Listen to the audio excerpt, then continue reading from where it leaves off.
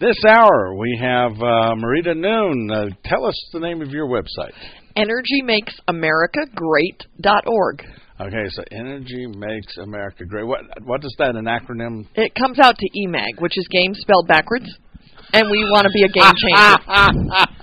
I wondered about that. Sometimes, Gary Barham told me Raven spelled backwards was never, and that was right before they beat his beloved Pittsburgh Steelers. So. All right. I don't know if that really works all that good. Don't know if it really works. Okay, so energy. What do you mean by energy? The stuff that fuels America.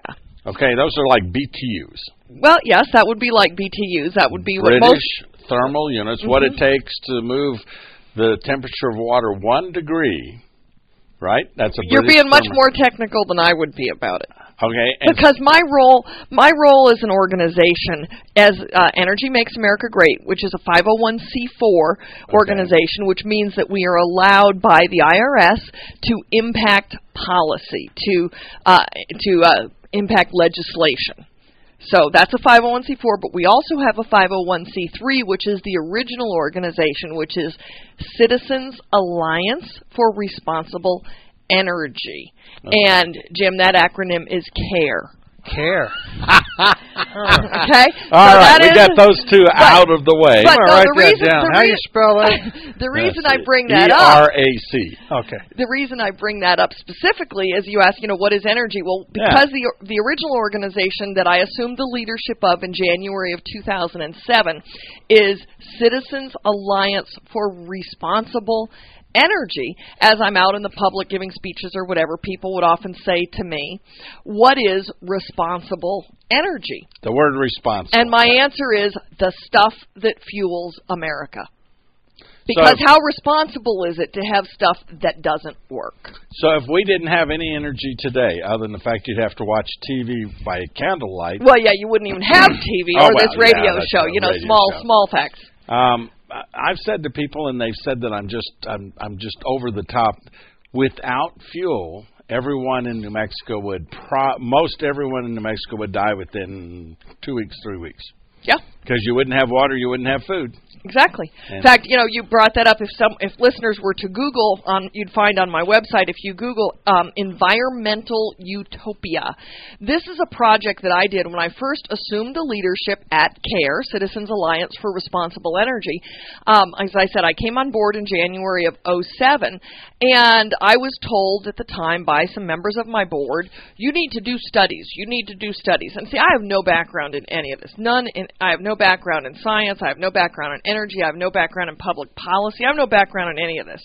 So when I assumed the leadership of this organization, I was kind of like a glutton. I said, okay, I'll do this. I don't know what I was doing. But they said, you need to do studies. Well, as I became aware of the issues, I realized the role of environmentalists in America's energy availability, America's energy selections. And so I did a study, which is called Environmental Utopia. It's on the website. Just Google it. You can find it out there.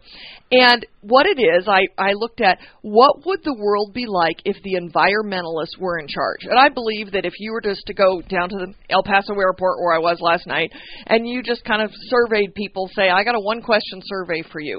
What would the world be better off if the environmentalists were in charge or if corporate America was in charge? And I believe that most people would say the environmentalists. The world would be better if the environmentalists were in charge.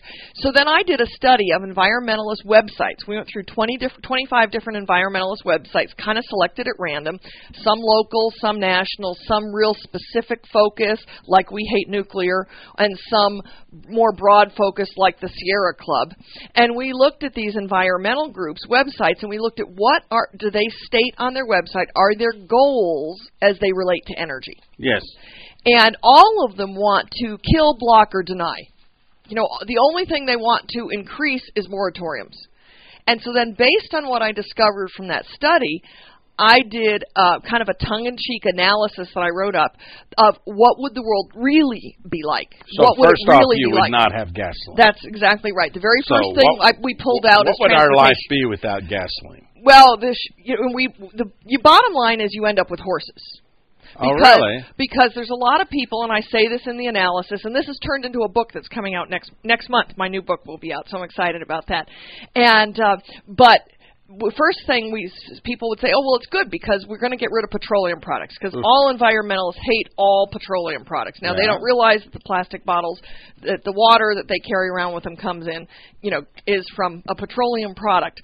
But the first we get rid of petroleum. So some people would say, oh, that's good because we need electric cars. It's time America moved to electric cars. Well, how do you get energy for electric cars? Well, that's, exactly it. I was at someone's home in Alamogordo last night, and they were talking about the people have discovered that the electricity comes from coal, and they're shocked. Yeah. And I said, yes, an electric car is really just a displaced tailpipe because instead of the exhaust coming out in your neighborhood, it comes out down there at the coal-fueled power plant. And so they're discovering that. And this particular person who was telling me this, now I just heard this last night, so I haven't had a chance to investigate. But the person who was telling me this told me that in Silver City they got a federal grant. And if anyone knows this, I'd love to see the data on it. But in Silver City they got a federal grant, probably stimulus money, to put in solar-powered electric car chargers in Silver City. Now, I think there's a big demand for that in Silver City, so that because they discovered that it comes from coal, and so that was offensive. So they had to put in solar-powered car chargers. But then, so when you realize, solar power, you can't even have solar panels without energy. The fascinating thing to me is that in Albuquerque, PNM says one of their largest commercial customers is a solar panel manufacturer. Now, I find that to be fascinating. I find that to be fascinating because you'd think they could just put solar panels on the factory and be good to go. 15 minutes past the hour. This is News New Mexico. We're talking with Marita Noon. Energy makes America great, right? That's it. EnergyMakesAmericaGreat.org. So now, when I first got to college, I didn't have a car. I didn't have to buy gasoline. But I'm telling you lose a lot of things when you call up a woman, you say, I'll walk over and pick you up. Oh, no, I've got to wash my hair tonight. It's a nice idea. Nice idea, Michael. Very nice idea, but no, I got to wash my hair tonight. And so when somebody talks utopia of not having cars, I remember, 3 years of being at New Mexico State before my grandfather passed away and I inherited his car. It was absolutely, it was okay in some ways, but rain or shine. Your life is very limited. Yes, what you can buy at the store is what you can carry, little things like that. I don't see that as really utopia myself, going back to a time when I didn't have a car. No, and it is not really utopia. And as I said, if you get rid of petroleum products and then you go, okay, well, we got electricity for cars. Okay, well, that comes from coal, or that comes from nuclear, or that comes from natural gas, which gets us back to petroleum product. Then what you really end up with, bottom line, is you end up with horses. Then if you do the math. You know what happens when he's got horses. Yeah. You know what horses actually make, don't Yeah, I do. They convert cash into manure. They do. Well, in New York City at one time, at the turn of the last century, they were getting 26 tons of horse manure every day on the street. And it's really good for the environment, isn't it? Well, it kind of makes fertilizer, doesn't it? Well, no. They couldn't get enough farmers wanting this, so they had big piles of this. And I have that in my little environmental utopia study. And, that's where the custom of a man walking on the street side of the sidewalk came from, because as the wagons went by, it splashed so much urine and manure, because, you got to figure the liquid in there as well, so it's kind of sloppy in the streets. They're having breakfast right now. But then if you picture how many people there are in the world, yes, and you picture how many horses we would need per 4-person household, and then you calculate how much acreage it takes to feed each one of those horses. Yes. The fact of the matter is there is not enough land in America to feed. I got the solution. Everybody's just got to walk everywhere. We got to go back to the dark ages. We got to go back to walking. Because we have to rewild. And we're only talking transportation. We are New Mexico, talking with Marita Noon. Yeah, let's go back to a kinder and gentler time when we had 26 tons of horse apples on the streets of New York City. Coming up on 18 minutes past the hour, we are News New Mexico. How do you know those environmental scientists are right? They are experts. At predicting the end of the world? Yes. They have predicted environmental doomsday many different times. Have they ever been right? It's different this time. This is News to Mexico for Tuesday, September 20th, 2011. We have Marita Noon, Energy Makes America Great. Jim. Yeah, I got to tell you, Michael, that clip there it's a little irritating because you're just talking about the past.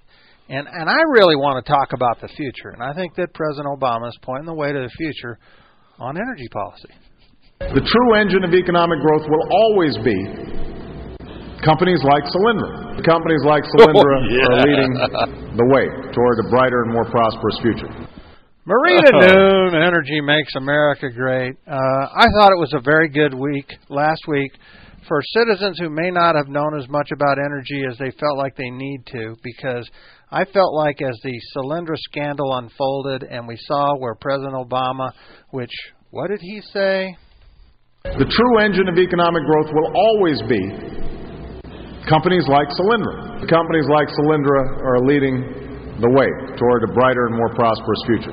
Well, we found out that is absolutely not the case last week. It doesn't appear. It does not appear to be the case. So, did you think that was actually a good week for the education of America? Oh, I thought it was a wonderful week. I mean, the whole month of August, when you've got 3 solar panel manufacturers going bankrupt in 1 month, you could not have a better statement than that. Isn't that the best month for solar, though, July and August?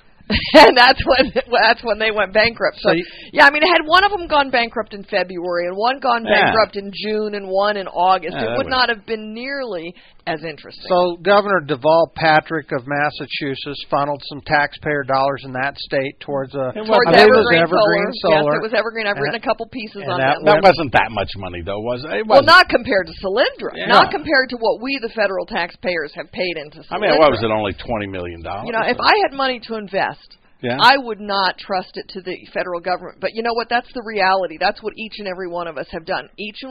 Every one of us, by allowing the federal government to take our taxpayers and pick winners and choosers, we are allowing them to take our money and invest it.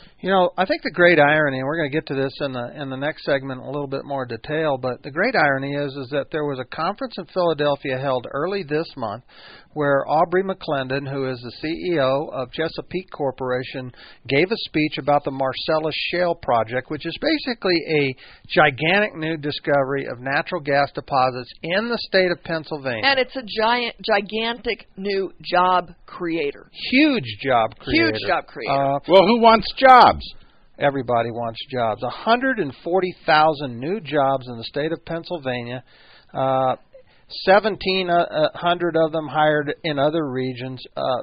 It's just absolutely amazing. And the state of New York does not want this. Yeah. No. But what I want to get they don't want jobs. What I want to get at here is the world has changed since the days of Jimmy Carter when he said, we're out of energy. There's no more energy. With new technologies in geology and new horizontal drilling technologies, they have found enough natural gas in the United States through shale oil deposits of Marcellus Shale, the Bakken Shale fields. In other words, we could run this country on natural gas and create an absolute economic renaissance, could we not? We could, and it's not just natural gas. ExxonMobil has found the Julia Field in the Gulf of New Mexico is a huge new oil discovery. Gulf of Mexico. Yes, sorry. What did I say? You said the Gulf of New Mexico. Gulf. Oh, sorry. Here we go. That's actually Byrne Lake in Las Cruces. Yeah, we're the Gulf. Sorry about that. We are News New Mexico. You can go to newsnm.com and follow along. We're talking to Marita Noon, Energy Makes America Great. We'll have more with her after these messages. We are News New Mexico.